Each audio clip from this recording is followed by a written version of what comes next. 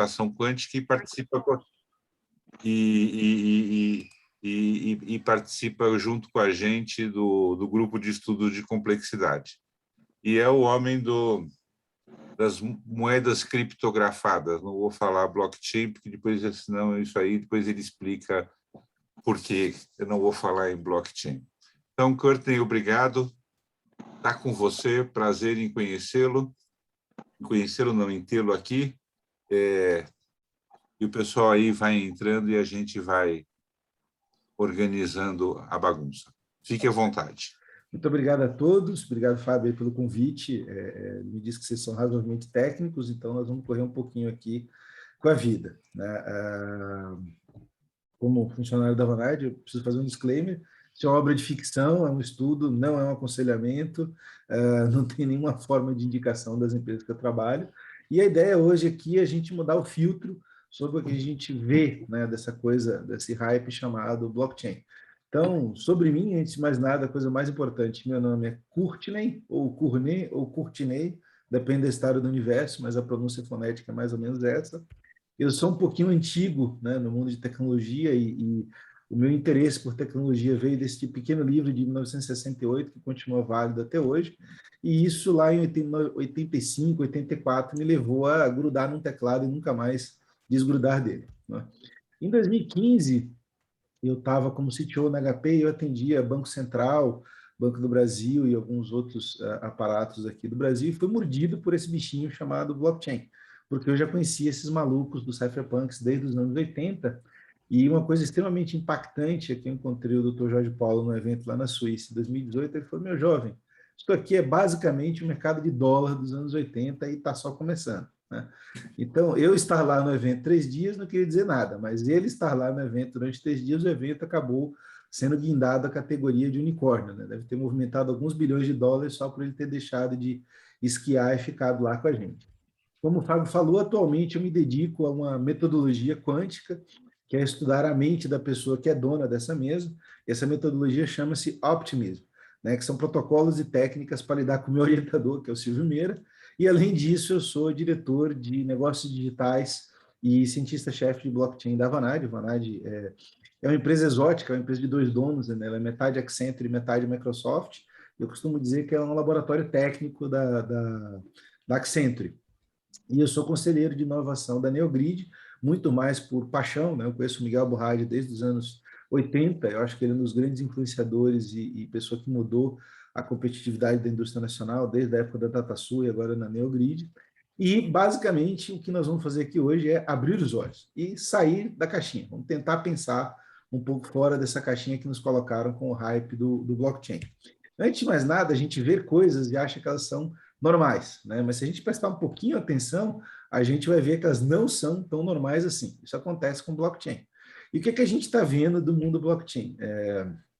A gente vê um impacto, né, do que é essa tecnologia, e esse impacto está sempre no mundo financeiro.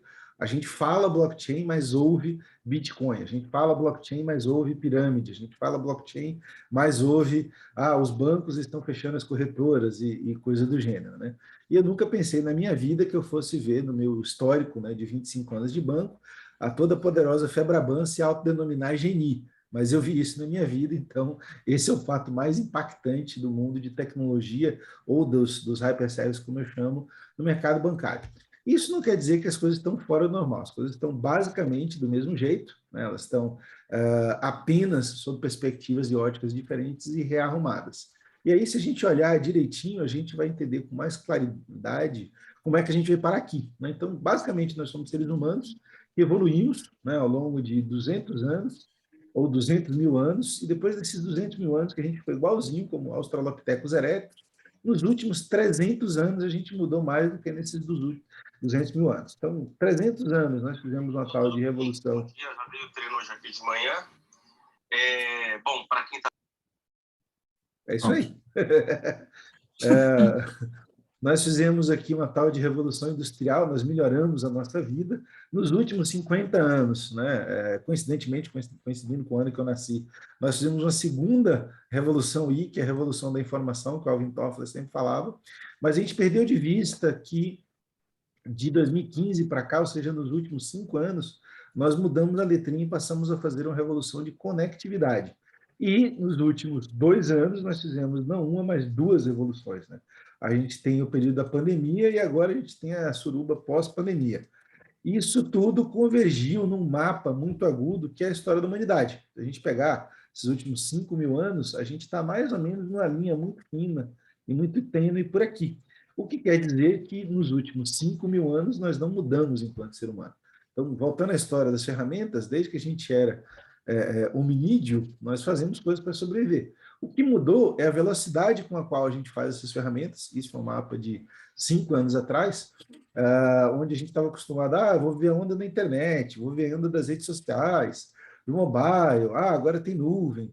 E em 2015, isso aqui mudou e nós passamos a viver com 1.400 coisas ao mesmo tempo. Então, é humanamente impossível você ter noção de como essas coisas estão mudando. O que a gente criou? A gente começou a criar cenário. Começamos a falar de coisas que há 20 anos atrás eram classificadas como ficção científica e hoje nada mais é do que visão tecnológica. Então, o Japão fala de sociedade 5.0 para juntar tudo isso, mas desde os meus amigos delirantes que querem viver eternamente, né, como o Ray Kurzweil, até o pessoal que fala, não, vamos aterrissar e fazer uma coisa mais pé no chão aqui. A gente fala de smart cities, de carros conectados, inteligência artificial. O pessoal agora está vivendo a questão do esporte 2.0, onde você joga em realidade virtual e tal. Então, temos sonhos e visões para todas as coisas.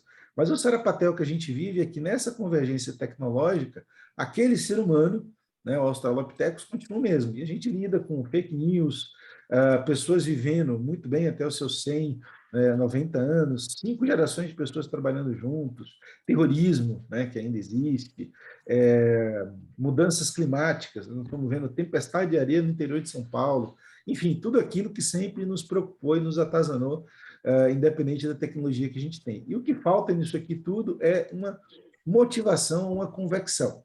Dentro do que nos interessa, dinheiro é uma ferramenta, e ao contrário do que se pensa, é uma ferramenta bem antiga. Isso aqui é uma nota de dinheiro de mais ou menos 5.000 anos. Se a gente voltar para aquele gráfico que a gente estava olhando aqui das sociedades, a gente vai entender que lá atrás, antes do Império Romano, antes do Egito, etc., tinha aqui um pequeno império chinês, né, que eu costumo dizer que é mais antigo até do que a civilização egípcia. E a gente só não conta essa história porque ela estava escondida lá em hieroglifos. E esse pessoal inventou isso aqui, e de lá para cá, a gente começou a falar muito sobre a questão da ferramenta psicológica. Para a surpresa de vocês, não existe uma ferramenta chamada blockchain. Existe uma série de coisas, a gente vai ver daqui a pouco, e isso tudo é culpa de um cara chamado Horst Festel, que lá em 71 inventou um troço que ele chamou de blocos cifrados para sistemas criptográficos. Então, de blocos cifrados para blockchain, a gente vem andando desde 1981, graças a esse outro cara aqui, o David Shaw, que começou a falar, bom, se eu tenho bloco, se eu tenho criptografia, etc., eu quero trabalhar com pseudonimidade, isso lembrando de 81, ainda tinha Guerra Fria, etc., para não deixar o pessoal do governo americano muito mais frustrado do que eles já estavam, e isso virou uma salada de tecnologias que evoluiu desde então, com todas essas pessoas trabalhando aqui de um jeito ou de outro. Essas tecnologias, além do ferramental, elas seguiam um outro modelo de cooperação humana, que é o modelo que se desenvolveu nesses últimos 50 anos da Revolução de Informação. A gente saiu do modelo militar centralizado, basicamente em força, para criar modelos descentralizados e tribos, até chegar no sonho de redes descentralizadas totalmente, ou seja, distribuídas, que é o modelo cooperativo, utópico, com que tanta gente sonha. Tudo isso a gente chama de blockchain. Tá? O grande motivador disso tudo, na prática, é a questão que a gente viu dos bancos centrais, e principalmente da manipulação de mercado financeiro, tão famoso nos anos 80, 90, 0, 10 e etc. E um cara muito famoso chamado Howard Finney, que fala, olha, a gente tem uma série de problemas de privacidade, mas isso tudo está centralizado na mão de alguém que não é muito bom. Aí a gente volta às metáforas do grande irmão. E o Ralph Finney, apesar de ser um gênio, ele tem uma doença degenerativa, e ele hoje está criogenizado, mas assim que ele acabou a vida dele, lá nos anos, comecinho dos anos 10.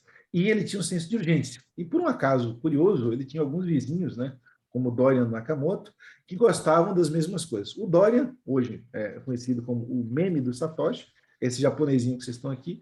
Diz ele que não tem culpa de nada, mas ele é um programador de sistemas de tráfego aéreo, ou seja, ele entende muito de redes dinâmicas, e esse pessoal que se autodenominava Cypherpunk criou, na verdade, uma rede autônoma para trabalhar com criptoativos. Essa rede atende pelo nome de Bitcoin. E é a segunda coisa que a gente fala. Quase sempre que a gente fala blockchain, a gente pensa em Bitcoin, ouro eletrônico, né, etc, etc, etc, substitutos do dinheiro, salvação do mundo e etc. Mas o que acontece é que o Bitcoin não é nada disso. O Bitcoin nada mais, nada menos é do que uma rede de contabilidade, com duas pequenas diferenças. Ela é uma rede de contabilidade notarial, ou seja, ela tem esses códigos engraçados aqui que dão garantias às suas transações, e ela é uma rede autônoma e global, ou seja, é a primeira vez que a gente tem um dinheiro global feito com ou sem Banco Central, mas global. E na prática, esses dois caras começaram a trabalhar com essas coisinhas aqui, lá nos idos de 2008 e etc. E o que a gente vê?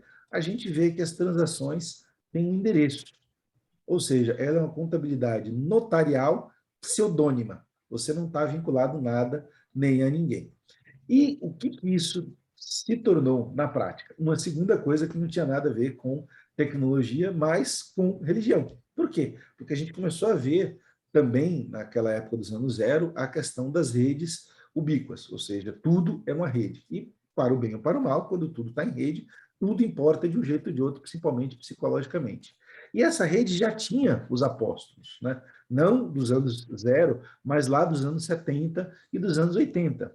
Para quem não viveu muito bem aquela época, eu vivi intensamente em vários movimentos, movimento musical, movimento literalmente cyberpunk, né, de ficção científica, e o próprio finzinho do movimento punk. A gente tinha figuras exóticas como o Alan Moore, que tinha lá os seus livros de magia, de ficção, coisas parecidas com Tolkien. E se a gente olhar aqui, já existia a figura do ser anárquico, que é tão famosa hoje.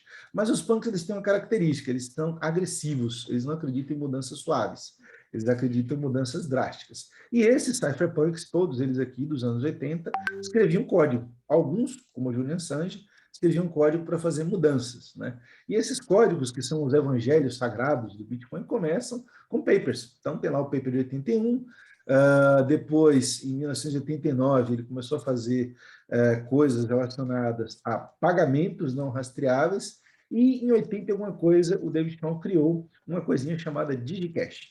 Começou em 82, lá para o final de 89, ele criou essa empresa. E também uma série de outros papers foram nascendo na mesma época. Tudo isso viraram peças de Lego. E por que essas peças de Lego são importantes? Porque quando eles tentaram montar essas redes de propósito, desde o DigiCash 89 até o Lucre em 99, né, 10 anos depois, isso tudo foi criando uma rede de tecnologia e experimentos. Então, a gente costuma dizer que o Bitcoin não foi inventado, ele foi descoberto. Ele é uma sequência de gente, né? Eu usava um slide, mas depois alguém falou que era muito agressivo, que eram os slides daquele filme do Alien, que mostrava as tentativas, mas no final das contas, essa descoberta de 88 tem um pai, o precursor disso, que já tinha falado dessa história de como é que uma rede em blocos ou em redes autônomas poderia funcionar, que é o Eidai, e tem um apóstolo, que é o Satoshi. Na prática, essa religião que tem lá o bloco no meio e etc., ela tem um grande ídolo, que é o Ralph Finney, e tem o Satoshi, que é a figura anônima, né, o anjo salvador, idolatrado em tudo quanto é canto, como o cara que criou isso. Mas por que isso é possível? Porque a gente está vivendo uma mudança de comportamento social, até a gente ter a questão dos grupos de advocacia, ou seja, atividades religiosas. Parece que não, mas a igreja deu certo, tanto que o próprio Bill Gates queria usar o DigiCash no Windows 95, né? Isso não é fama, não. Mas a coisa só decolou mesmo em 2008, onde, na prática, a gente teve não tolero mais nada, e aqueles punks, né? Isso aqui é o meu filho, quando não queria pentear o cabelo, criaram a consistência da rede Bitcoin. Ela funcionou para alguma coisa? Não. Até que em 2003, a rede Bitcoin de pagamento se juntou com uma rede de comércio absolutamente anárquica, que é a Silk Road, e é uma longa história, mas assim, no fim dos ovos o pessoal vendia qualquer coisa lá dentro, e esse aparato funcionou sendo cotado em bitcoins. Então, a moeda eletrônica pseudônima se juntou com uma rede, digamos assim, não muito ortodoxa, também pseudônima. Long story short, o cara que inventou isso foi preso e está condenado a 2 prisões perpétuas, né, o Ross Ulbricht, e tudo foi desmontado. Mas a conceito do Bitcoin se provou. Foi, olha, serve, funciona, ninguém confisca, ninguém derruba e dá para comprar coisas. Essa coisa foi andando, evoluindo, e a gente vai entender um pouco o que aconteceu depois que essa primeira fase do Bitcoin se encerrou, mas na prática, se eu tivesse que explicar o que é uma rede autônoma, eu não acharia uma metáfora melhor do que essa. Então, isso aqui é uma revoada de touros, né, aqueles passarinhos que voam em conjunto para se defender dos predadores. É uma rede autônoma, ninguém manda em ninguém. É uma rede distribuída, porque não tem centro. É um ambiente confiável, e é um ambiente confiável by código. Né? Isso aqui é o DNA dos passarinhos, fazem eles voar desse jeito. Isto é uma rede, eles não sobreviveriam de outra forma, eles comem insetos e são presa fácil de gavião e mais um monte de coisa. E isso é um padrão fractal emergente baseado em DNA. Ou seja, tem um código de DNA em cada um dos seus passarinhos, ninguém ensinou, eles vão assim desde sempre. Isto é uma rede autônoma. Vocês não lembrarem de nada hoje de manhã, isto é blockchain. Tá? Abrindo um pouco mais os olhos, o que aconteceu? Isso não ficou só no Bitcoin. Tem uma série de ondas e acontecimentos que vieram desde 2010 e foram evoluindo em outros protocolos, em mais peças de Lego e em mais redes. E eles criaram o que a gente chama de ecossistema. Quando você coloca o Bitcoin aqui no meio como ativo, ele criou vários negócios. Ele criou os negócios dos mineradores, que são os validadores, prestadores de serviços, investidores, fornecedores de tecnologia e etc. E isto aqui é algo que movimenta hoje 14 trilhões de dólares ano, só o Bitcoin. 14 trilhões de dólares ano, só o Bitcoin. 14 trilhões de dólares... Corney. Oi. Desculpa te interromper. 14 trilhões... De quantos dólar? Da China? Quantos da China? 0,00 qualquer coisa. Tá. Porque a China está fazendo placas travadas para quem quer minerar, né? Isso, a gente vai falar disso daqui a pouco. Tá. Vamos chegar, né? Okay. Vamos chegar nos dias atuais já. Então, este ecossistema, ele tem uma pequena história. Depois da Silk Road, quando os venture capitals estavam tentando descobrir como é que eles iam ficar mais ricos ainda usando o Bitcoin, então tem lá o pessoal da Andreessen Horowitz, que criou a Coinbase, etc., eles se viram presos a quê? Cara, peraí, você é uma empresa tradicional, conservadora, uma empresa de tecnologia, e você está investindo numa empresa que vende droga, é isso mesmo? Bitcoin, essa coisa de droga, traficante, etc. Então, como a gente fala, na Bahia deu ruim. E o pessoal falou, não, precisamos achar alguma coisa que não seja Bitcoin. Aí, em 2014, coincidentemente, o pessoal falou, não temos moedas digitais, temos a tecnologia por trás das moedas digitais, que é o blockchain. E uma moça que me fez 2 favores, né, ela tem um nome mais complicado que o meu, que é a Blythe Masters, ela foi para a capa da Bloomberg e inventou a palavra blockchain. A Blythe Masters, para quem não sabe, é a inventora do Create Default Swap, ou seja, é responsável por 2008. Ela era do JP Morgan, Morgan Stanley, eu nunca lembro, mas ela falou assim, opa, vamos criar um hype aí dentro. E esse pessoal de tecnologia falou, tá bom, vamos inventar o blockchain. E esse maluquinho aqui, que é o Vlad Zamfir, né, que tem de cerveja pra caramba, junto com esse outro maluquinho aqui, que é o maluco famoso, inventaram o grande computador mundial, que não era o Bitcoin, era o blockchain, conhecido como Ethereum.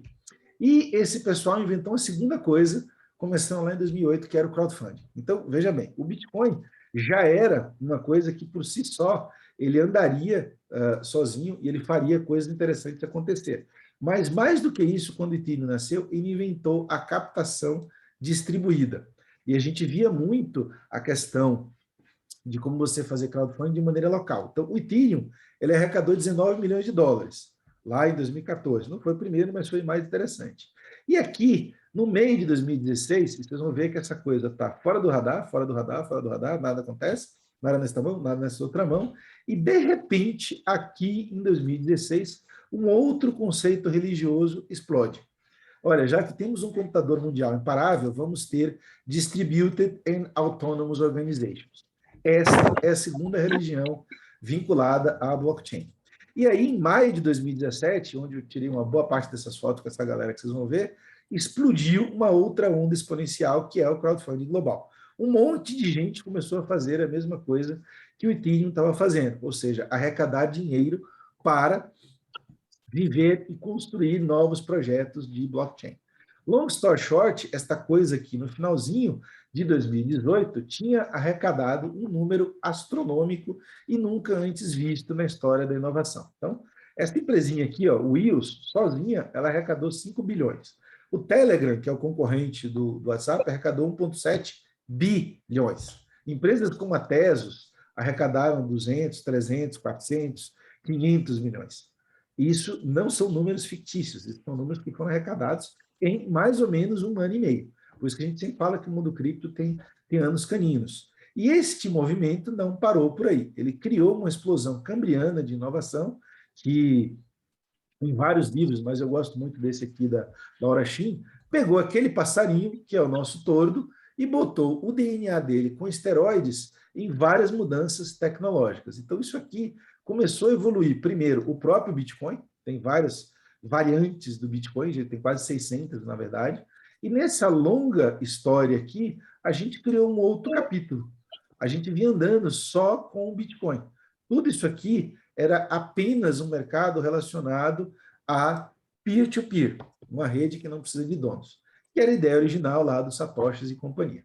Depois que esse pessoal, um tanto quanto gênio, tipo o Zuko Wilcox, né, que inventou o Zcash, falou, cara, tem dinheiro? Tem. Primeira grande mudança, vamos fazer moedas secretas, né, como o Monero. Depois, essa turminha aqui que fez o Ethereum, falou, cara, a gente vai fazer coisas mais interessantes.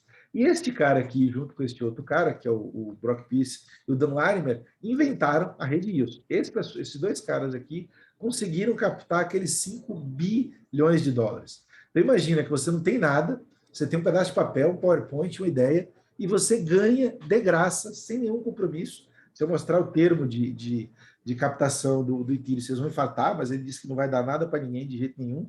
Ele capta 5 bi. Outros cientistas, como o Gavin Woods, que é um dos fundadores também do Ethereum, falaram, cara, vamos fazer mais blockchains. A turma de Berkeley inventou o Cosmos, que é esta coisinha que está aqui no centro lá da China. Como é que é o nome dele, caramba? O Maureen Zhang, ele já inventou uma blockchain que funciona com inteligência artificial. Obviamente está lá na China. E a consequência disso é que o que a gente chama de blockchain, na verdade, é essa caixinha de Lego aqui, ó, com todas essas ferramentas. O blockchain é uma soma de 140 pecinhas móveis neste momento da história. E se a gente for fazer uma analogia, isso é um blockchain. É um troço que nasceu com uma coisa, foi sendo tunado, turbinado, adaptado, mexido, revirado, e quando a gente pegar uma plataforma qualquer das 1.600 que existem, maduras por aí, ou das 8.000 que ainda estão sendo desenvolvidas, é disso que nós estamos falando. Para que serve isso? Para criar redes autônomas de serviço, que são aqueles passarinhos voando. Como diria o meu amigo Thomas Edison, pô, mas peraí, eu inventei a lâmpada, de onde é que vieram essas moscas, esses mosquitos e etc. Então, você inventa o blockchain e, junto com ele, você inventa uma maneira de autofinanciar as suas ideias. Então, diferentemente das outras religiões que iam lá e pediam doações, as religiões do blockchain, que nasceram aqui no Bitcoin, foram aqui para o Ethereum, depois foram para o EOS, foram para não sei para onde, começaram a expandir aquela tribo que a gente estava aqui de uma organização para fazer o que a gente chama, em teoria das redes, de read law. A read law é quando uma rede interfacia com outra. E a gente passa a ter aquele comportamento que a gente viu lá no negócio do ICO. Você vem quietinho, quietinho, quietinho, e de repente você explode. Por quê? Porque nós não estamos falando mais apenas de uma rede dessa. Nós estamos falando de 1.000 e tantas redes dessa. Então, é uma rede de rede. Isso é o mapa do que a tecnologia viabiliza. Então, quando a gente começa a falar dos modelos de negócio, é por causa disso que a gente está vendo toda essa explosão ao redor do blockchain. Hoje, nós estamos vendo um movimento de mais ou menos 200, oscila muito, mas entre 100 a 200 bilhões de dólares dia no mercado só de criptoativos, sem falar de projetos. E quando a gente vê esse movimento, primeira grande lição, greed is really good, né? Então, olhando em números, a gente começou aqui num market cap lá em 2013, a primeira vez que foi mensurado, de $1 bilhão, que não valia nada com ninguém, e uma movimentação de zero. Quando a gente chegou no primeiro grande pico, né, e isso aqui é da semana passada, nós estamos com 1,8 rodando 150 bi dia. Este é o número do mercadinho que, quando a gente toma 148 dia e multiplica por 365, porque é um mercado 24/7 e global, você fala, ah, entendi. Então, só o mercado de trade gira isso tudo? É, só gira isso tudo. Em 2019, a gente teve uma outra mudança sísmica. Os grandes players de tecnologia, que também são suas religiões, falaram, peraí, esses malucos que não tem nada com nada, criaram isso. Eu posso fazer o meu? Posso. E aí a gente teve um abalo em junho de 2019, quando o Mark Zuckerberg falou, vou criar o meu Bitcoin. Tá? Criamos aqui o meu Bitcoinzinho, vamos fazer a coisa de Libra, vai ser global, etc, etc, etc. Eu escrevi um artigo na época, que acho que foi a coisa mais linda que eu já fiz na vida, e os bancos centrais falaram, opa, peraí, agora eu entendi. Esses malucos aí eu não respeito, não. Esse pessoal de cypherpunk não vai em canto nenhum, mas o tal do Mark Zuckerberg eu tenho que respeitar. E aí, alguns meses depois, o pessoal falou assim, olha, qualquer coisa que esses malucos, tipo Google, Apple, Facebook, Amazon, resolvam fazer, eles querem disputar o poder monetário. E esta frasezinha aqui, disputar o poder monetário, criou uma segunda revolução cypherpunk. Basicamente, o que a gente estava vivendo, isso aqui é finalzinho de 2019, a gente começava a desenhar uma nova guerra mundial, que era uma guerra pelo padrão ouro. Tá? Enquanto isso, aquele mercado que tinha sido todo financiado em 2017, ele começou a evoluir.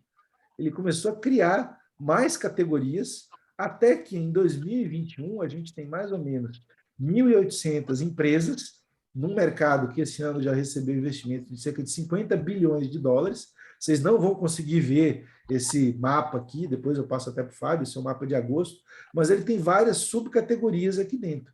E esse é o ecossistema de desenvolvimento tecnológico ao redor da palavra blockchain. Basicamente, se a gente pegar o que chama a atenção, isso aqui é um mapa de agosto de uma empresa chamada Topio, né, que eu gosto muito, a gente está falando de pagamentos, desde Visa, Mastercard e etc., falando de pagamentos, a questão da mineração, que toda vez que vocês ouvirem a palavra mineração, entendam validação, ou pensem em Cielo, rede, os validadores de transações, todos os digital assets, que na época que esse relatório saiu, estava valendo, o mercado todo está valendo quase 3 trilhões de dólares, e a palavrinha que nasceu junto com o Facebook e Libra, as moedas de bancos centrais digitais, que basicamente se resume à China. O Yuan Digital declarou a Quinta Guerra Mundial, que é a guerra pelo padrão dólar. E esse ano, em polvorosa, todos os reguladores estão vendo isso. Então, esse é o cenário que a gente veio parar. Quando a gente olha um pouquinho mais claramente em relação a isso, onde é que a gente está? A gente está começando a ter pesquisas formais. Então, eu faço parte de um grupo do ITU que caiu a ficha e falou, opa, peraí, precisamos fazer uma ontologia para entender do que nós estamos falando. E nós estamos tentando descrever e explicar o que seria um modelo para moedas digitais. Por quê? A primeira grande característica da moeda digital é que ela é global. Não tem como fazer uma moeda digital que não seja global, porque a internet é global e estamos todos, 4 bilhões de pessoas conectadas 24/7 numa rede chamada celular. E a partir daí a gente começou a evoluir uma série de coisas e entendimentos em relação a isso. Do ponto de vista empresarial, por causa da questão criptográfica do blockchain, nós entendemos que não dá mais para viver sem computação confidencial. Confidencial do ponto de vista do indivíduo, não da empresa. Eu tenho direito à privacidade. E, além disso, tem uns 10 anos que a gente já discute essa coisa intensamente, se chegou à conclusão que precisamos mudar a maneira global de identidade e permissividade da nossa identidade. Eu posso ser identificado, mas eu não quero ser rastreado. Ou seja, se alguém perguntar, você é o Courtney? Sou. Quem é o Courtney? Eu não quero meu biofile todo distribuído por aí, como se tem hoje, né? Nosso rastreamento de navegação, a localização do celular, mesmo se a gente querer, ele nos rastreia, e uma série de outras coisas que eu não vou entrar aqui dentro. Mas a soma de tudo isso é que a gente começou a fazer ferramentas um pouquinho mais complexas. E essas ferramentas, elas não estão só na mão das grandes empresas de tecnologia, dos grandes movimentos tecnológicos cypherpunks, mas foram para o governo. E, novamente, a gente volta para a China. A China descobriu tudo isso, por N outras questões, se vocês quiserem falar de China, a gente marca outro dia, mas ela está criando um blockchain service network nacional por cidade. Aí tem o governo fala assim, eu vou te dar saneamento, vou te dar segurança, vou te dar um exército, vou te dar políticas públicas, etc. A China falou, vou te dar uma infraestrutura tecnológica. Todas aquelas 1.400 tecnologias, na China, viraram um grande aparato de cidadania digital. Dubai tentou fazer isso, mas não conseguiu, e a China está fazendo. Além do que, a gente está criando mercados mais exóticos, né? Então, desde o ano passado, a gente convive com uma coisa extremamente exótica, que a gente pensou que era nova, mas lá em 93, o Ralph Finney já falava, olha, essa história de collectibles e trading cards devia ser digitalizada, né? A visão que ele tinha naquela época descambou num movimento cheio de acontecimentos esse ano, né? Isso aqui é só janeiro, abril, para vocês verem os eventos impactantes, e hoje, neste dia, nós convivemos com esta maravilhosa obra de arte. Essa obra de arte é conhecida como Bored Apes, roda alguns milhões de dólares. Esse Golden Bored Ape está valendo $500 mil, e esse mercadinho movimentou este ano 58 bilhões de dólares. Então, basicamente é isso. Quando a gente começa a pensar que já entendeu tudo, alguém falou assim, não. Aquele código do Ethereum, ele criou uma coisa que já vale capa de revista, chamada Decentralized Finance. Os códigos que rodam nas redes blockchain, que não tem dono, na teoria, eles criaram bancos que não são bancos. E quando eu falo banco, é banco com regra de negócio. Então, você consegue emprestar, fazer financiamento, fazer derivativo, etc., sem precisar de ninguém olhando. E isso nos leva a um mercadinho de $200 bilhões só esse ano. Isso quer dizer o quê? Valores que estão depositados em plataformas de smart contracts. Quer dizer que, ao invés de depositar o dinheiro no banco, eu não tenho dinheiro, eu tenho criptoativo, eu pego os meus criptoativos, deposito no smart contract, ganho mais criptoativo, e quando eu preciso pagar as contas, eu vou lá, vendo criptoativo, converto em dólar, euro, franco suíço, real, ou o que seja. Esta revolução, de junho do ano passado, era zero. Um pouco anos depois, quase um ano depois, isso aqui apareceu 200 mil. Se a gente olhar esses pontos de inflexão, eles seguem exatamente a mesma coisa. Tem um monte de tecnologia feita, tem um monte de engenheiro fazendo coisa, o modelo de negócio não se faz presente. Quando o modelo de negócio começa a decolar, ele não tem uma fase de aviso. Ele vem super tranquilo, quietinho, e de repente ele tem um ponto de mutação e ele explode. Este ponto de mutação aqui, que é a característica do mercado, que os marqueteiros de plantão chamam de exponencialidade, na prática tem a ver apenas com a disponibilidade de tecnologia e conexão que a gente vive hoje. Por outro lado, os países não estão quietos. E aí a gente começou a viver com a questão das finanças soberanas. O pessoal já entendeu que não dá para ficar quieto enquanto país, né?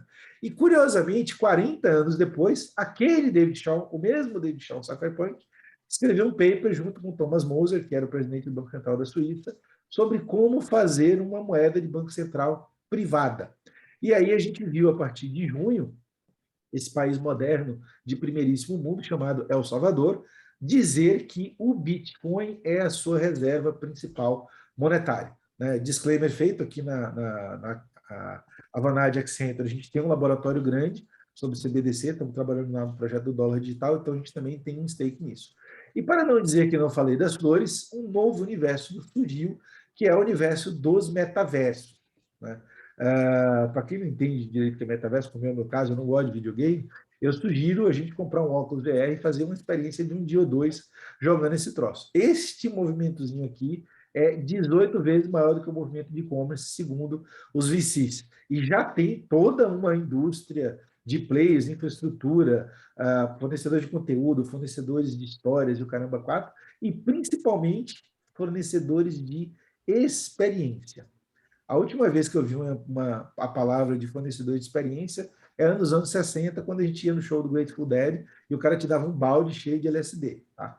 Então, eu não sei se isso me assusta ou não.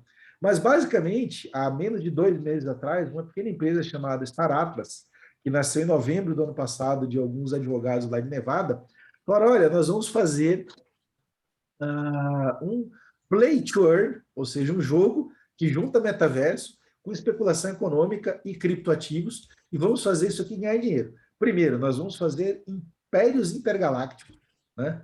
E vamos ter aqui toda uma estratégia econômica de quem faz o quê, quem produz, quem ganha, quem tem uma tesouraria, quem imprime token, etc, etc, etc. E eu vou passar uma longa história short disso aqui. Ele tem comércio de terras, comércio de armas, comércio de roupas, comércio de espaçonaves, comércio de collectibles e o caramba 4, e você tem toda como que se diz? Um mecanismo sofisticado. Para quê? Para que você ganhe dinheiro jogando este joguinho. Tá? Kearney. E isso também dá um up no mercado de seguros, né? Porque o mercado de seguros começou a entrar no mercado dos games também, né? Então, você também tem seguro para proteger tudo isso, né? É incrível, é um mundo incrível. Tem o seguro cripto, tem uma empresa, é que eu não trouxe isso para esse material, que senão ia ficar bem longo, mas tem uma empresa de seguros que é exatamente igual ao DeFi. O D de Decentralized ou Distributed está em tudo. Então, tem um D Insurance. Inclusive, tem empresa brasileira de 2 amigos meus que fez um ICO, fez uma captação há 2 anos atrás, e hoje a empresa está sendo avaliada em $100 milhões, porque ela é uma seguradora sem ter CNPJ. É uma seguradora cripto. Tá? Não, mas só para fechar... E sem estar SUSEP, né? Porque ela não existe em nenhum lugar. Então, perfeito. Esta coisinha aqui, e não era intencional ter uma bota italiana, mas o AXS, que é um outro joguinho, já chegou a 4 bi. Esses caras saíram com $150 milhões. Esse era o plano. Só que eles captaram, no crowdfunding deles, $10 bilhões. Bi. Você tem um PowerPoint, você tem um site bonitinho, você tem uma história bonita para contar, e você faz um crowdfunding e um bando de doido te dá $10 bilhões. Estas formas econômicas é que a gente fala assim, tá bom, eu, empresa, morri, é isso? Não, se a gente abrir os olhos um pouco mais e por um acaso, a gente continuar olhando o DNA, a gente vai ver que tem outra espécie de passarinho que também chama blockchain, mas já não são mais os tordos.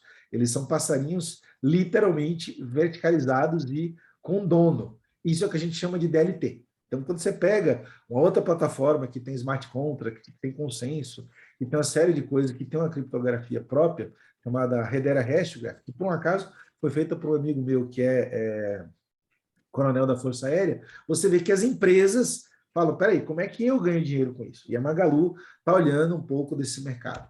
Quando você olha para problemas reais das grandes corporações e quando elas conseguem fazer uma rede para elas mesmas, que é o caso da TradeLens, que é um projeto que nasceu num piloto que a IBM fez para a Maersk, e hoje tem todos os grandes canvases e quase 190 portos no mundo para resolver um problema de 4 trilhões de containers perdidos, você fala, dá para jogar em time, dá. Então, os competidores empresariais estão virando coopetidores e estão começando a entender que se eles não operarem em rede, eles vão ser mortos pelas redes. Essa é a competição.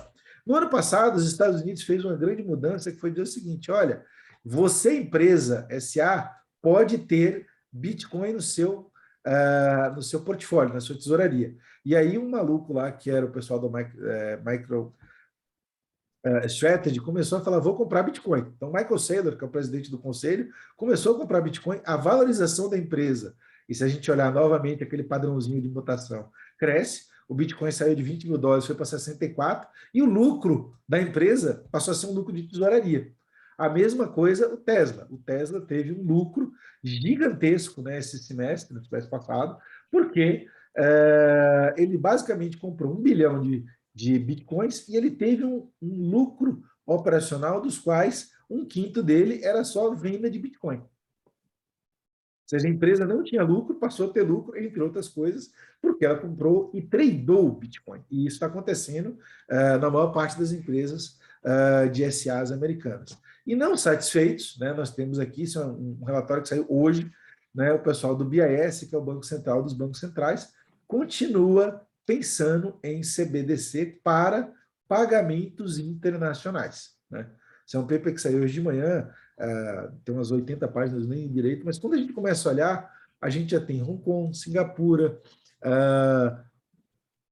Emirados Árabes, a Europa, etc., falando, cara, se esse pessoal está criando um dinheiro mundial chamado Bitcoin, eu preciso criar um dinheiro mundial meu, chamado CBDC, e fazer com que todos os bancos centrais operem naquele formato de rede que esse pessoal está operando. E não mais do que isso, né, um evento mais importante do ano, o meu glorioso Corinthians está lá provocando uma maneira de pagar as dívidas do estádio com o seu token do Corinthians. Né? E isso Cortei. tudo... Oi. Deixa eu só te interromper, porque como o Kenzo vai precisar sair às 9, dá uma olhada aí no chat, tem uma pergunta dele sobre a questão dos games. Tá, deixa eu voltar aqui. Não, eu não quero atrapalhar a dinâmica. Não, mas vamos responder antes que você saia, né? É curiosidade mesmo.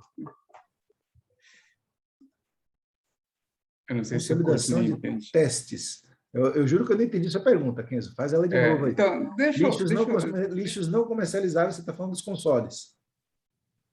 Não, de uma forma geral, Cordino, deixa eu só colocar uma impressão que eu ando tendo aí. Pode ser que eu esteja totalmente equivocado, tá? Mas eu vejo eu vi aquele monte de empresas que você falou que está usando e abusando aí do UX, usando aí de gamificação, etc. Isso daí tem alguns casos que me dá a impressão que o pessoal solta para tentar ver qual que é a reação do público, né? E essa soltar e ver a reação está tendo um monte de, vamos dizer assim, de simulações, entre aspas, ou de tentativas.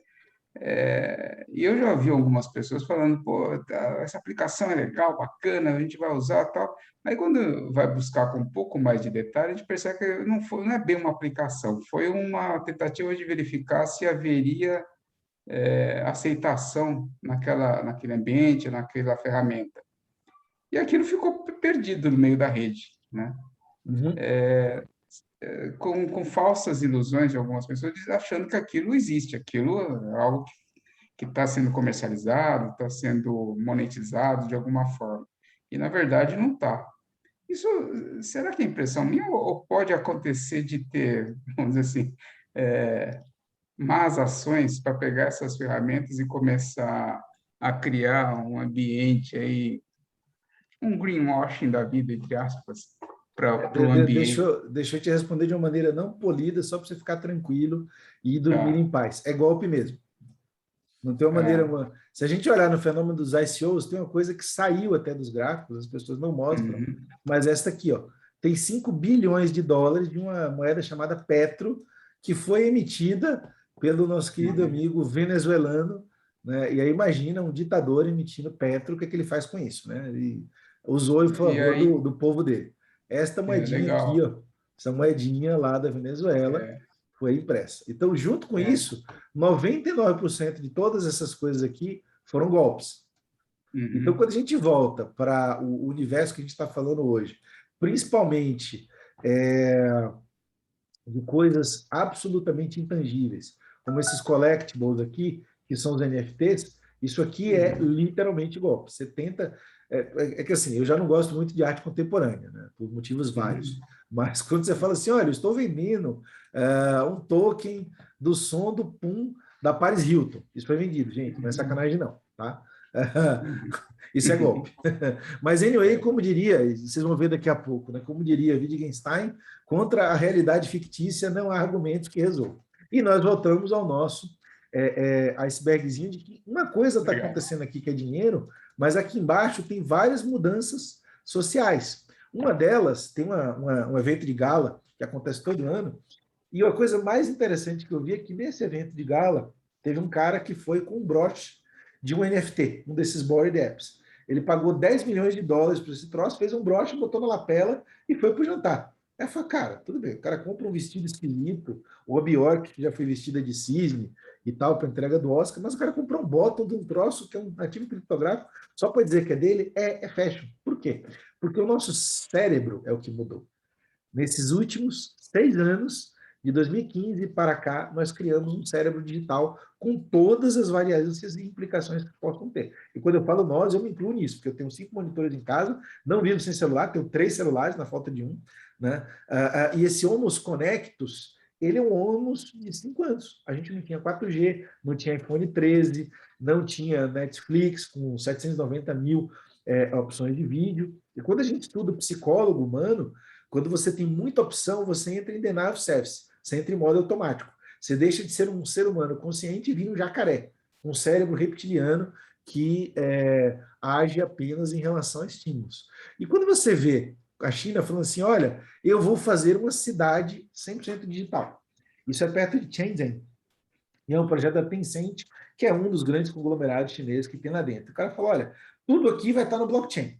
Quando você olha para a China, já tem umas coisas exóticas, né? Você já tem um Big Brother, e o pessoal gosta disso, não tem nenhum problema, você já tem esporte social, se você se comportou mal, você não entra no metrô, tem um monte de coisa que para a gente é ultra esquisito, mas que para o chinês médio não é. E isso quer dizer o quê? Que esse nosso cérebro, ele vive em anos caninos. Então, eu costumo dizer que eu, em 2015, quando comecei esta vida, estava desse jeito. Quando eu conto essa história, em 2021, 6 anos depois, parece que eu estou falando da minha carreira de 50 anos, né, de vida.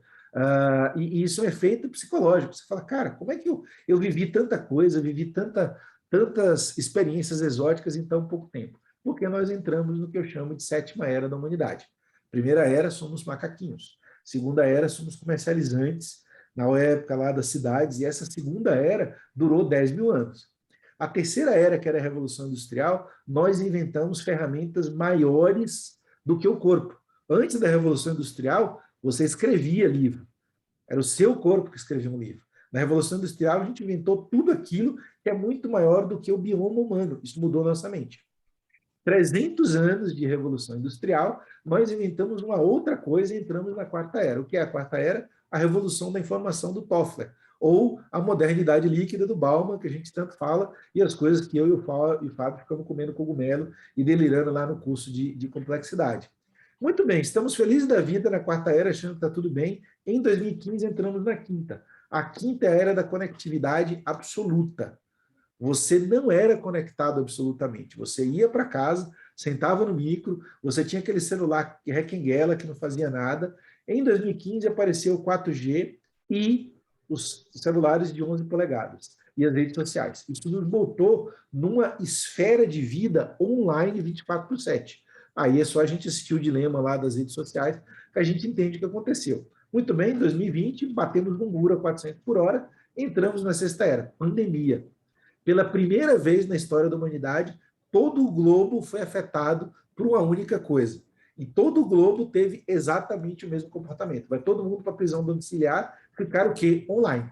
Então, as nossas aulas eram online, nossas relações eram online, nós vivemos de novo no mesmo núcleo que a gente vivia 200 mil anos atrás. Onde é que a gente vivia 200 mil anos atrás? Na família.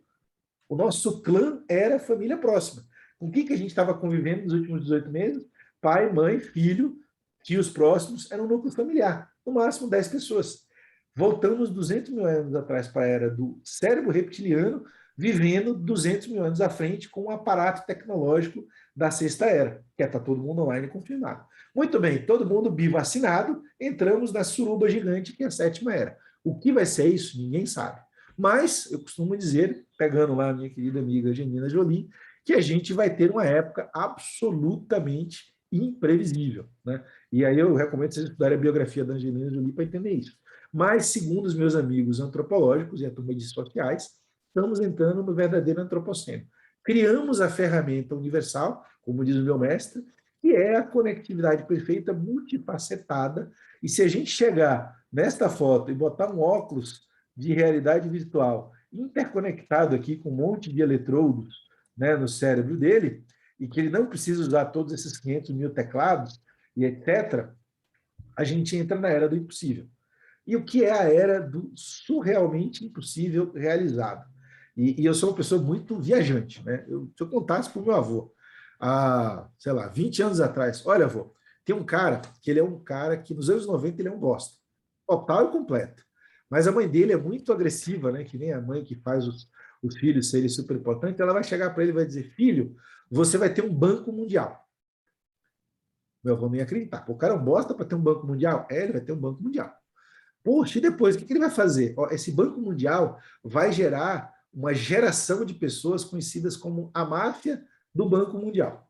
E essa máfia do Banco Mundial vai criar umas 14 empresas de impacto mundial. Este cara, que não criou esse Banco Mundial, ele entrou na onda lá e ganhou a fama, ele vai criar uma empresa, uma indústria, tão impactante quanto a maior indústria, ou pelo menos a mais famosa indústria da Revolução Industrial, porque ele vai criar uma nova maneira de fazer as coisas como já se fazia. Então, a Revolução Industrial não era nada até o dia que alguém inventou a linha de produção.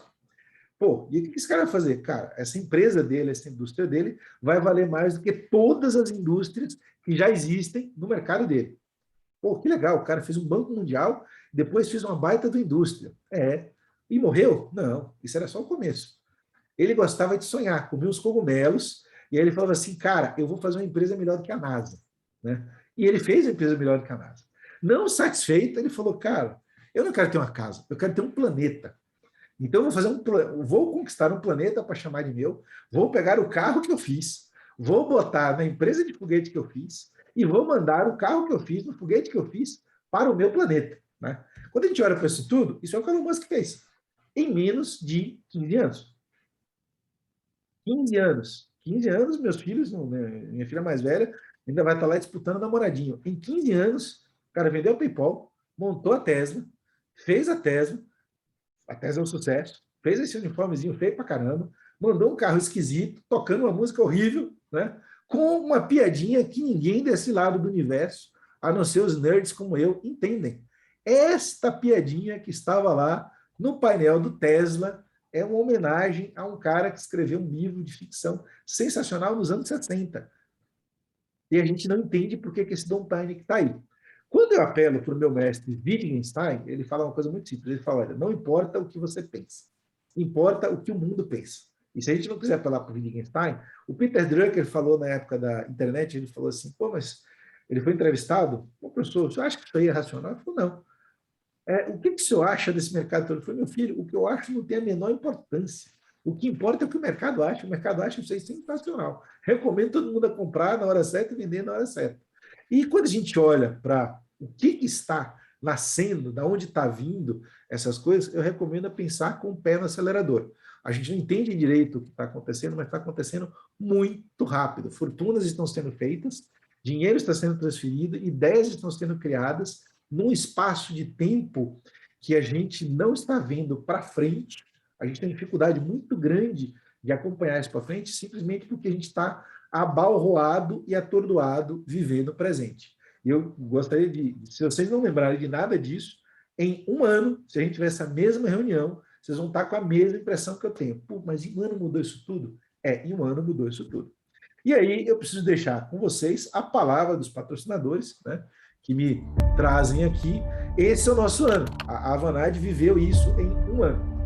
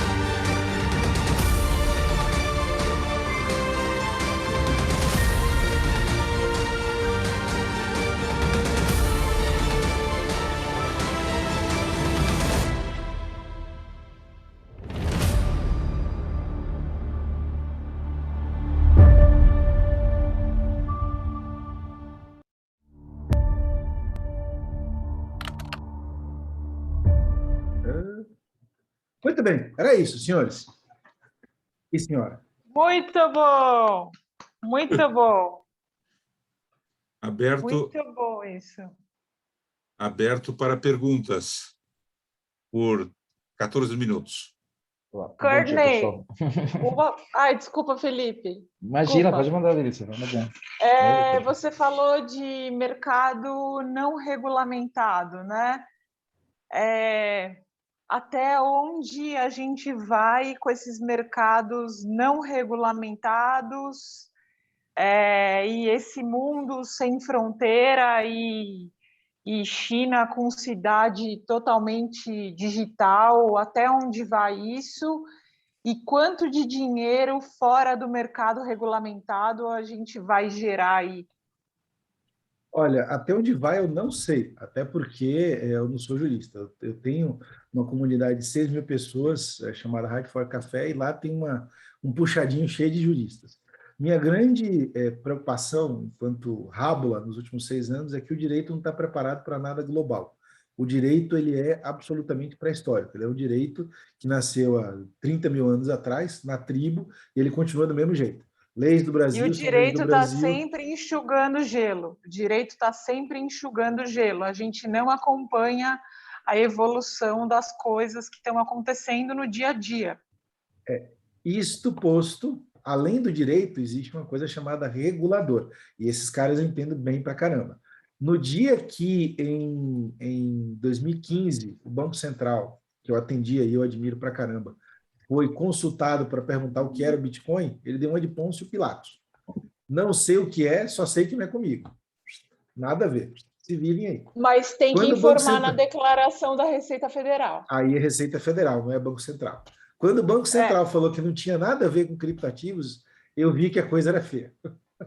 Eu falei, meu, se os caras que mais entendem disso no mundo não querem, o nosso Banco Central é o melhor Banco Central do mundo, não sou eu que estou dizendo, é o BIS. Quando o Banco Central falou, não quero botar a mão nisso, eu falei, precisamos estudar esse negócio.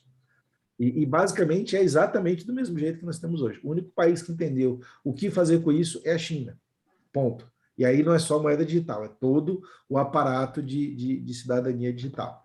E eu diria que, pelo andar da carruagem, não vai mudar tão cedo. O Courtney, primeiro, parabéns pela apresentação, cara, foi muito legal, assim, acho que uma das mais bacanas que eu vi sobre blockchain, né? E aí eu tinha uma dúvida, né? Eu vejo muito pessoal falar, toda vez que fala de blockchain, todo mundo acaba sempre caindo no assunto de criptomoedas, etc, etc.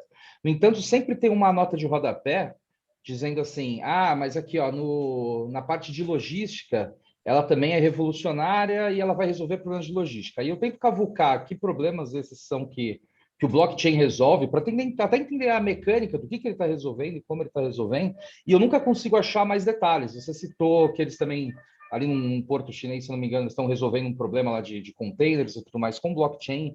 Você consegue dar algum exemplo prático de como o blockchain ele consegue resolver esse tipo de coisa, assim, dá para logística, assim? Com 2 grandes disclaimers, né? Eu sou conselheiro da Neogrid. Neogrid é uma empresa de tecnologia para logística pura, né? E 2, eu trabalho com isso na Accenture, então tem um jabá no meio da resposta. Mas sim, o que a gente chama de redes autônomas é um universo, e ele vai resolver logística lá também. Quando você vai para o que a gente chama de redes permissionadas, que é o exemplo que eu dei da Redera, da Magalu, ou seja, redes que têm donos, e você tem uma coordenação de alguém ou de alguém entre esses donos, existe uma coisa em redes de negócios que é assim, o custo de competir ele tem que ser interessante ou suficientemente forte para que o custo de cooperar não seja mais preponderante. Então, vou dar um exemplo trivial. Se você pegar um varejista, ele disputa contra os industriais, os fornecedores dele, a questão da simetria de informação. Eu, varejista, sei mais do meu cliente, eu vou responder de você, porque eu tenho uma vantagem competitiva nisso. A não ser quando dá merda para todo mundo. Então, um exemplo trivial que a gente tem aqui é a história das cervejas, né, que aconteceram em Minas. Pô, teve um problema com a cerveja. Mas tem um problema onde? Que lote? Onde está esse lote? Em que bar está? Ninguém sabia. Porque você não tem o tracking dessa cerveja. Pô, se a consequência é quebrar uma cervejaria, se isso pode acontecer com a Ambev, óbvio que a Ambev, a partir desse momento, vai querer compartilhar essa informação de onde está cada lote de cerveja dela a qualquer momento. Para compartilhar isso, eu preciso criar uma estrutura onde as minhas informações, que são de arbitragem de informação continuem minhas. E as informações que não são de arbitragem sejam comuns a toda a rede, inclusive o consumidor. Esse caso de uso, ele não é um caso trivial, ele exige uma baita de inteligência para você desenhar, porque você está desenhando uma rede e embaixo dessa rede, ou acima dela, dependendo de como você queira olhar, você tem que colocar um desenho de teoria dos jogos. E esse desenho é um balanço. Cara, aonde a perda de assimetria me gera mais lucro do que a manutenção da assimetria. O TradeLens, que é o case da IBM, é um caso desse. Você tem uma perda anual de 4 trilhões de dólares com containers, porque você não sabe onde estão os containers. Então, o que começou como um movimento de um grande player, que é a Maersk, e um player de tecnologia que é a IBM, virou um movimento de todos os players com todos os portos. Por quê? Porque, cara, todo mundo precisa saber onde está esse negócio. A perda é de todo mundo. Não adianta eu resolver isso só para a Maersk. Então, você cria uma colaboração. Um ecossistema de rede é um ecossistema colaborativo. Então, primeiro, demanda uma homogeneização de eficiência operacional muito forte entre todos os players, e segundo, ele tira a simetria de informação. Um outro exemplo trivial, que não é blockchain, mas poderia ser, é o euro. O euro é um CBDC internacional. Quando você criou o euro, você tirou uma simetria econômica entre vários países. Isso deu um nó danado, até hoje o pessoal está ajustando as coisas, mas se você pensar no euro como um Ambev, tentando resolver um problema de cadeia logística, de ponta a ponta, né, do lúpulo à geladeira do Courtney, você entende mais ou menos que tem vários bolsões ali de assimetrias que precisam ser resolvidas. O blockchain permissionado, ele é um normalizador de informação. Ele garante que a informação está correta. E aonde eu preciso ter certeza que aquela informação está correta, sem dúvidas, para benefício da rede, ela é extremamente útil. Só não é muito trivial de desenhar isso, né? Se você olhar as teorias do século retrasado lá do Elia Goldratt, né, novamente, suspeitamente, eu adoro o Goldratt, por isso que eu sou conselheiro da NeoGrid, quando você começa a olhar a teoria da restrição, e se você aplicar a teoria da restrição, o blockchain é a ferramenta perfeita para a teoria da restrição. Boa, bacana. Obrigado. Dona Bela. Guimarães, puxa para Guimarães, tá? Mais fácil. Parabéns pela apresentação, excelente. Gostei da parte do cogumelo, foi muito bom. Mas, assim, eu tive uma dificuldade muito grande, imagino para os colegas também, de entender essa história toda, apesar de muito bem contada. Foi um storytelling perfeito, mas a dificuldade é grande. Eu queria entender, assim, a base de conhecimento dessas tecnologias, ela ainda está muito concentrada para pouca gente, né? Então, como é que você democratiza hoje? O que você pensa nos próximos 10 anos para conseguir fazer com que seja mais democrático o conhecimento sobre as tecnologias, os serviços e as ferramentas que a gente tem disponível para tornar algo realmente global? Cara, eu vou dizer uma coisa absurdamente cruel. A informação, ela não é oculta, ela é disponível. Ela é uma informação, como diria o mestre Humberto Mariotti, complexa. Eu sou um dos caras mais inteligentes que eu conheço, modéstia a puta que pariu. E tem 2 vezes que eu me senti absolutamente burro. Quando eu fui para o mercado de capitais, comecei a lidar com traders, eu me senti um idiota completo. Aí eu fui fazer outra pós-graduação, fui para trade, etc. Aí eu fui fazer um curso de High Frequency Trading. Aí eu não me senti, eu tive a certeza absoluta que eu era um idiota completo, ponto, né? E aí eu falei, bom, estou curado, o ego está no lugar certo, posso morrer feliz, sou um monge budista. Aí eu conheci o Vitalik, aquele carinha, russinho, esquisito, etc, etc, etc, etc. E eu passei a terceira experiência acachapante, que é entender no mundo moderno uma figura que eu só conhecia de livro, que é o Leonardo da Vinci. Existe um nome, né, muito fashion dado agora aos malucos como eu, chamado polimatia. Então, no nosso grupo de estudo lá, a gente brinca que tem um amigo nosso, Dorgival, que tem 16 mil livros, etc. Eu já tive 8 mil livros. Eu leio de tudo e alguma coisa o tempo todo. Essa curiosidade não é suficiente para você ter a polimatia. A polimatia exige conhecimento profundo em vários termos. Para você entender blockchain, você precisa entender de 11 coisas. Isso está numa outra aula lá que eu tenho essa taxonomia feita. Você precisa entender de ciência da computação, que não é trivial. Você precisa entender de ciência das redes, que não é trivial. Precisa ler Paul Baran, Rand Institute, essa coisa toda. Aquela teoria das tribos é um paper do Rand Institute de 86. 80. Não é alguma coisa, nada moderno. Você precisa entender de criptografia, e aí é o livrinho lá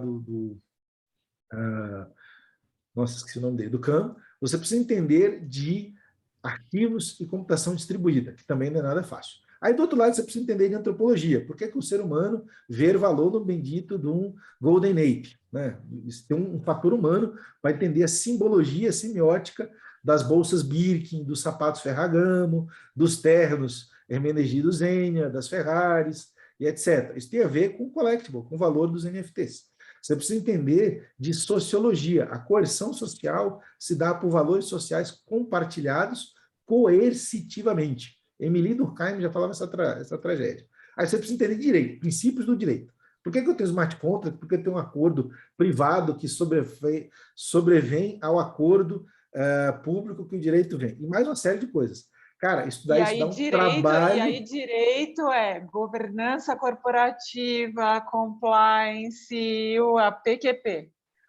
Estudar essas coisas todas demanda muito tempo. Eu tive sorte que, durante 2017, eu tirei um sabático e eu viajei o mundo todo. Quando eu saí da HP, eu montei uma consultoria e montei uma escola. E aí, qual foi a sorte? Essa historinha que eu conto desse jeito, eu já contei para 5.000 pessoas. Eu sou fundador da Blockchain Academy, a gente deu treinamento para pelo menos umas 5.000 pessoas durante 2017. E, naquela época, como eu já tinha tomado na cabeça a história lá de que eu sou burro por causa dos traders, eu assumi que eu era um idiota completo. Então, eu fui viajar para conversar com essas pessoas. Então, você passar 2, 3 horas conversando com o Vlad Zamfir, que é o engenheiro-chefe do Ethereum, ou o próprio Vitalik, ou o Gavin Wood, ou o próprio Damian Satoshi.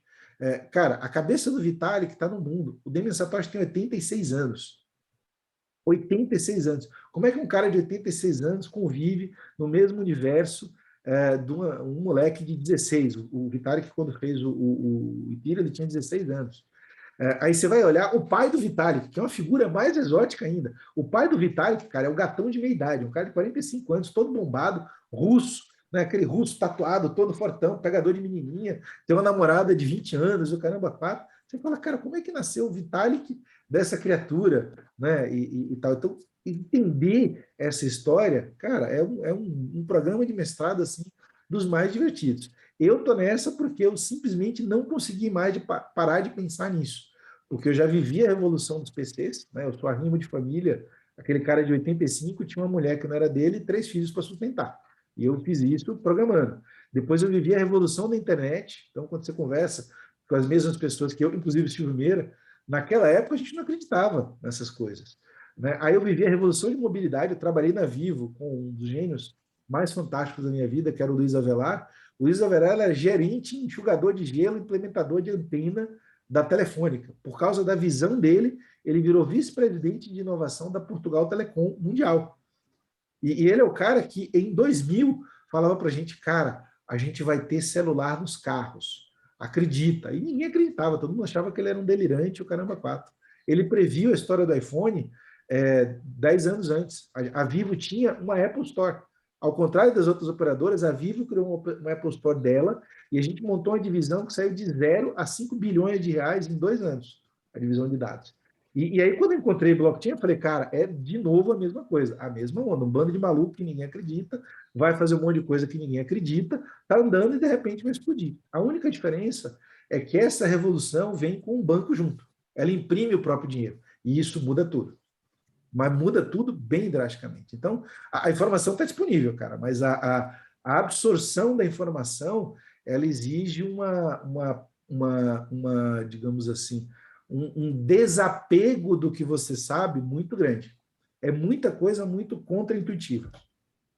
Mais os cogumelos, mais escrever de trás para frente, como o Da Vinci fazia. E mais uma boa dose de macala e uns abanos muito bons de vez em quando. E muqueca, né, Fábio? Oxe, pronto. Com aquela pimenta especial lá Exatamente. Do Supério. Gente, eu lamento muito, mas eu realmente preciso sair correndo. Preciso botar um uniforme aqui corporativo e debandar. Para o bem ou para o mal, só existe um Curtino Guimarães do mundo, então vocês me acham no LinkedIn, no Twitter e etc. O Fábio é um grande amigo, se vocês quiserem mais cogumelos, nós temos um grupo de estudo de complexidade uma vez por mês, né, porque mais de uma vez por mês a gente não ia fazer mais nada, E, cara, blockchain é minha paixão. A hora que vocês precisarem, pode procurar, tem sempre uma palestra minha sobrando. Eu vou pegar este vídeo que está gravado no meu micro e vou subir para o YouTube, depois eu passo para o Fábio, então vocês vão ter ele lá gravadinho para ver, rever, entender, voltar, subir, descer. E pediram depois, você me manda uma cópia do artigo que você escreveu, famoso aí. Tá bom, mando sim. Tudo bem, gente? Muito obrigado, Courtney. Desculpem a saída correndo aqui pela direita, Imagina. mas boletos não esperam. Obrigado mesmo, gente. Ótimo dia a todos. Obrigado. Tchau, tchau. Ótimo dia.